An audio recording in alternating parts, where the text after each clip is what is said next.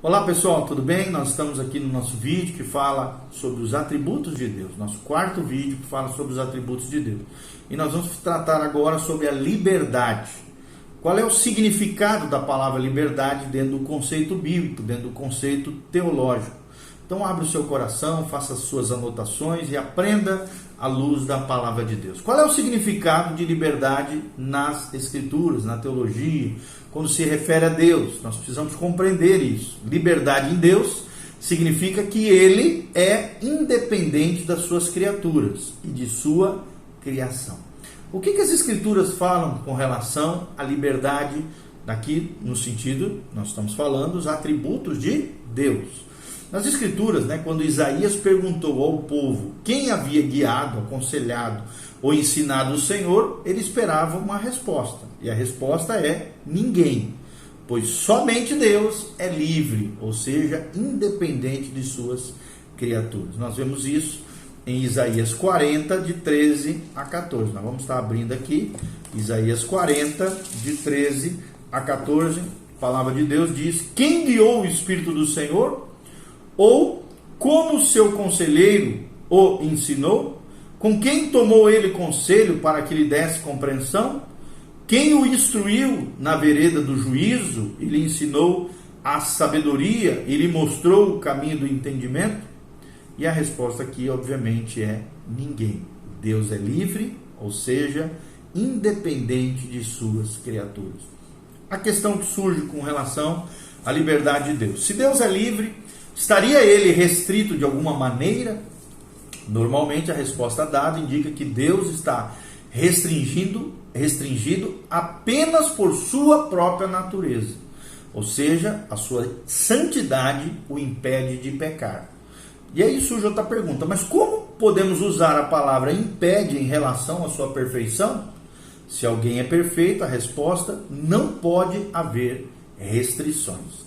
E uma aplicação disso que nós estamos falando é que Deus, sendo livre, Deus não tem obrigação nenhuma para conosco, a menos que determine essa obrigação. Ele não precisa fazer coisa alguma para nós, a menos que Ele decida fazer isso. E graças a Deus, Ele assim o fez. Logo, nós não podemos cobrar nada dele, porque só Deus é livre. Só Deus é livre, ou seja, só Deus é independente das suas criaturas, conforme nós vimos em Isaías 40, de 13 a 14. Ok? Ele é soberano, ele reina sobre tudo e sobre todos. Ele é diferente da sua criação. Ele é o Criador dos céus e da terra e de todo o universo.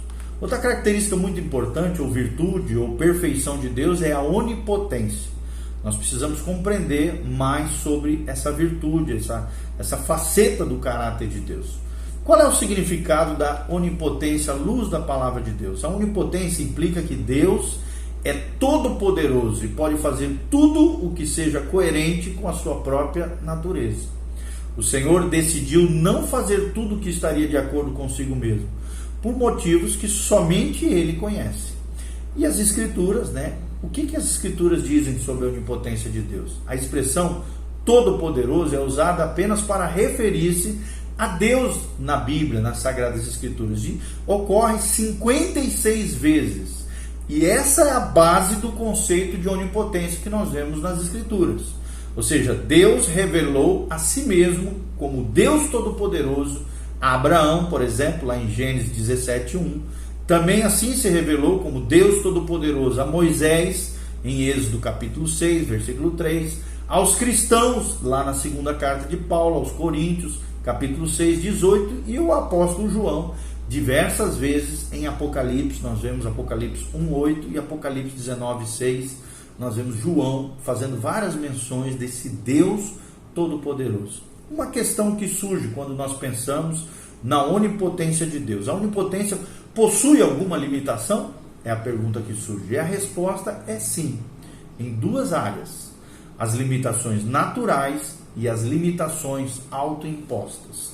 As limitações naturais incluem as coisas que Deus não pode fazer porque são contrárias à sua natureza, por isso naturais.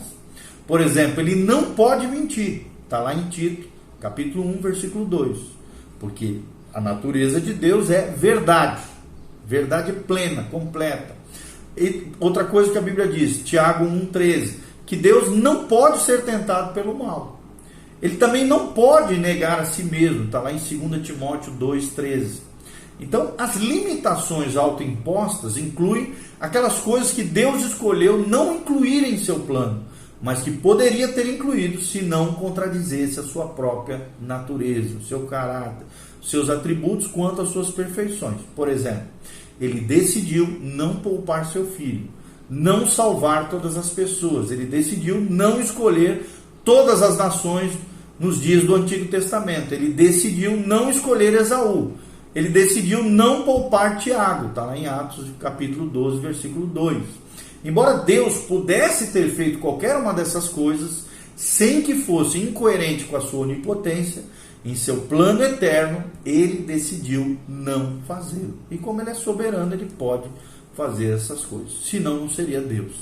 Então, algumas perguntas surgem, né? Como é que Deus pode fazer 2 mais 2 ser igual a 6?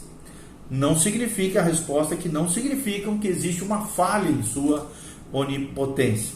Essa questão em particular está no âmbito da aritmética, ou seja, da matemática, e não do poder. Seria possível perguntar também se uma explosão nuclear seria capaz de fazer com que 2 mais 2 fosse igual a 6. O mais importante é que Deus não pode fazer coisas erradas. E por isso é impossível que 2 mais 2 seja igual a 6. Quais são as ramificações, as implicações de tudo isso? No passado, querido, o poder de Deus foi visto na criação. Está lá no Salmo 33, versículo 9. Também foi visto na preservação de todas as coisas, conforme nós vemos em Hebreus 1,3. E também na libertação de Israel do Egito, conforme o Salmo 114. Mas a maior de todas as demonstrações da sua onipotência, do seu poder, foi a ressurreição dos mortos, conforme relatado por Paulo em 2 Coríntios 13, 4. Para o cristão, o poder de Deus está relacionado com o Evangelho. Por isso está lá em Romanos 1,16. Eu não me envergonho do Evangelho, porque o Evangelho é poder de Deus. Primeiro ao judeu, depois, logo em seguida, ao gentil. E logo em seguida Paulo fala, e o justo viverá pela fé. Ou seja, o poder de Deus também está relacionado, além do Evangelho, conforme Romanos 1,16, também está relacionado com a sua segurança, a nossa segurança como crentes, em 1 Pedro 1,5. E também com a nossa esperança de uma ressurreição corpórea, assim como Jesus ressuscitou, nós também ressuscitaremos com ele, conforme 1 Coríntios 6,14. E também esse poder, esse Deus Todo-Poderoso, nós podemos experimentar na nossa vida diária, conforme Efésios 1,19. Ok? Vamos falar agora, além da onipotência, que já mencionamos, vamos falar sobre a onipresença de Deus. Qual é o significado da onipresença de Deus? O significado é que a onipresença significa que Deus está presente em todos os lugares. As Escrituras afirmam no Salmo 139, você pode ler lá, de 7 a 11, Davi pergunta se existe algum lugar para onde ele poderia fugir da presença de Deus. E a resposta ali no Salmo é negativa, pois a onipresença do Senhor não pode ser limitada pelo espaço, conforme nós vemos no versículo 8, nem vencida pela velocidade, conforme nós vemos no versículo 9, e tampouco é afetada pelas trevas, conforme nós vemos nos versículos 11 e 12. Algumas distinções importantes, né? Como foi dito em sua definição, a onipresença não significa que a pessoa de Deus está espalhada pelo universo todo, como se uma parte dele estivesse aqui, outra ali. Ou seja, todo o seu ser em todas as partes, e a presença do Senhor dentro de cada cristão serve como uma boa ilustração dessa verdade. A onipresença não significa que o imediatismo de sua presença não varia. Isso acontece, ou seja, a presença do Senhor sobre o trono, existe presença do Senhor no templo de Salomão, lá em 2 Crônicas 7:2, ou dentro dos cristãos, conforme Gálatas 2:20, certamente diferem em seu imediatismo, ou seja, no imediatismo de sua presença, por exemplo, no lago que arde com fogo e enxofre de Apocalipse 14:10. Ali no inferno, no lago que arde com fogo e enxofre, a presença de Deus está como uma presença condenatória, em juízo, é o que nós compreendemos dentro desse conceito de onipresença. Ou seja, as pessoas que forem lançadas no lago de fogo estarão banidas da face do Senhor, da presença abençoadora do Senhor, conforme 2 Tessalonicenses 1,9. O termo aqui é prosopon, banidos da face do Senhor. Mesmo assim, jamais ficarão separados daquele que é onipresente, porque ali está a presença de Deus, conforme Apocalipse 14:10, o termo é onopion. Obviamente não existe ali presença nem comunhão abençoadora, obviamente, pois a face de Deus estará voltada para longe dos condenados ao lago de fogo e enxofre, como a existência quando, por exemplo, ele habita nos cristãos. Ali é diferente, é uma presença abençoadora. Os teólogos dizem que existem 3 tipos de presença de Deus. A primeira presença é essa presença abençoadora, que é a glória de Deus, a presença de Deus nos cristãos, quando ele manifesta a sua presença de maneira pujante, poderosa, copiosa sobre determinado local ou grupo de pessoas, é a presença abençoadora. Segundo tipo de presença de Deus que tem é a presença sustentadora, ou seja, a presença de Deus se manifesta sustentando todas as coisas, porque Deus sustenta todas as coisas com a sua força e com o seu poder. Em terceiro lugar, é aquilo que nós falamos do lago de fogo, que é a presença em juízo ou condenatória, onde a presença abençoadora já não está, a face de Deus que abençoa do Senhor já não está, mas sim o juízo de Deus sobre aqueles impenitentes que não se arrependem, que vivem uma vida como se Deus não existisse. Por isso, não brinque com a onipresença de Deus, não brinque com esse Deus poderoso que aplica sim o seu juízo sobre aqueles que não se arrependem. A onipresença também difere do conceito de panteísmo que a nova era pregou, que iguala Deus ao universo, como se o universo fosse Deus e Deus fosse o universo. O termo foi usado, panteísmo, pela primeira vez em 1705, por um deísta inglês chamado John Toland, que nasceu em 1670 e morreu em 1722, quando ele ensinou que Deus é a mente ou Deus é a alma do universo, o que é um equívoco, uma heresia e um erro. Essa heresia não consegue fazer uma distinção entre o Criador e a sua criação. Mas sabemos que essa distinção é ensinada no primeiro versículo da Bíblia. E nós criou Deus os céus e a terra. Ou seja, então nós vemos aqui um Deus criador, um Deus que cria todas as coisas, sendo diferente o Criador da criação. A onipresença também se distingue do panteísmo, que foi defendido, por exemplo, pela teologia do progresso, que sustenta que Deus se espalha por todo o universo sem que este o esgote. A onipresença significa que Deus está presente em todos os lugares, sem ser consumido, difuso ou transposto pelo universo.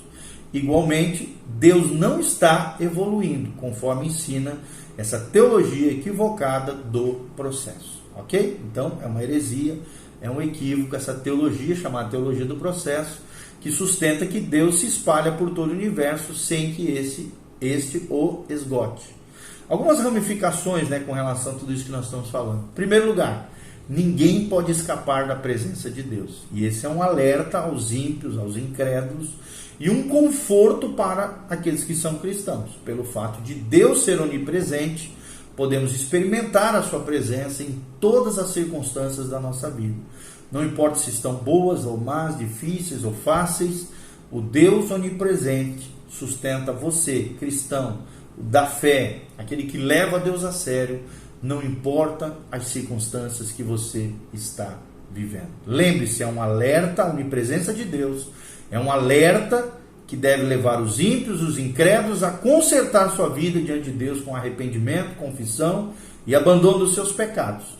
Mas a onipresença também é um conforto para nós cristãos, pelo fato do Deus onipresente, e nós podemos, por ele ser onipresente, podemos experimentar essa presença maravilhosa de Deus, gloriosa, não importa as circunstâncias que estejamos enfrentando na nossa vida, na nossa história, ok?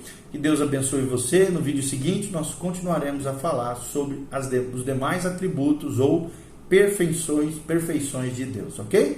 Deus abençoe, a graça e a paz de Jesus esteja contigo, com a sua casa, com a sua família. Amém, amém.